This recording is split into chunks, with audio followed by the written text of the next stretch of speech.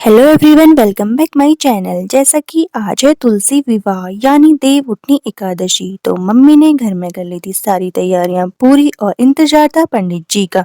तो जैसे ही पंडित जी आएंगे मैं आपको दिखाऊंगी कि किस तरह से ये पूजा की जाती है। जैसा कि पंडित जी आ चुके हैं और पूजा हो गई है शुरू। कहा जाता है देवसैनी एकादशी से लेकर देवउठनी एकादशी तक 4 महीने के ड्यूरेशन में भगवान विष्णु योग निद्रा में चले जाते हैं और इन 4 महीनों में कोई भी शुभ कार्य नहीं किया जाता है। तो आज देवउठनी एकादशी, जिसे प्रबोधिनी एकादशी भी कहा जाता है, इस दिन भगवान विष्णु अपनी निद्रा से जाग जाते हैं और इसी दिन से सारे शुभ कार्य जैसे विवाह, गृह प्रवेश आदि शुरू हो जाते हैं और इसी दिन तुलसी विवाह भी किया जाता है। तुलसी विवाह के पीछे भी एक कहानी है। कहा जाता है तुलसी का जन्म एक असुर कन्या वृंदा के रूप में हुआ था। वह भगवान विष्णु की बहुत बड़ी भक्त थी और उन्होंने जालंधर नामक असुर से विवाह किया। उनकी भक्ति के बल से जालंधर को कोई भी पराजित नहीं कर सका। भगवान विष्णु ने देवताओं की रक्षा के लिए एक योजना बनाई और ब्रह्मा जी के आदेश से उन्होंने जालंधर का रूप धारण करके वृंदा की भक्ति भंग कर दी। और जब वृंदा को इस बात का पता चला तो उसने भगवान विष्णु को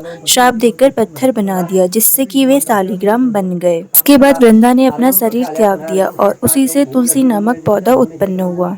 इसलिए भगवान विष्णु ने उन्हें आशीर्वाद दिया कि तुम्हारा विवाह मुझसे होगा और तभी से हर वर्ष कार्तिक मास के शुक्ल पक्ष की एकादशी को तुलसी विवाह मनाया जाता है, जिसमें तुलसी माता का विवाह शालिग्राम, जो कि विष्णु जी का रूप है, उनसे किया जाता है। कुछ इस तरह से है तुलसी विवाह और देवउठनी एकादशी की कहानी। तो पंडित जी कर रहे थे प्रॉपर तरीके से पूजा और पूजा में बैठी हुई थी मम्मी।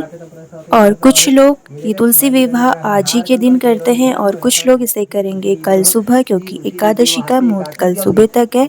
और जो लोग आज के दिन नहीं कर पाते हैं वो लोग करते हैं कार्तिक पूर्णिमा के दिन।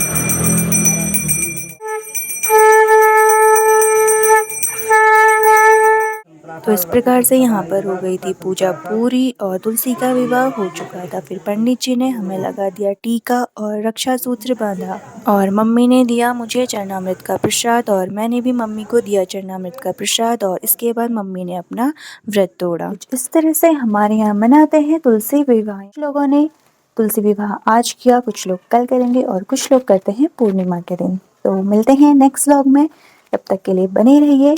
ज़्यादा से ज़्यादा शेयर कीजिए, सब्सक्राइब कीजिए और लाइक कीजिए। Bye bye.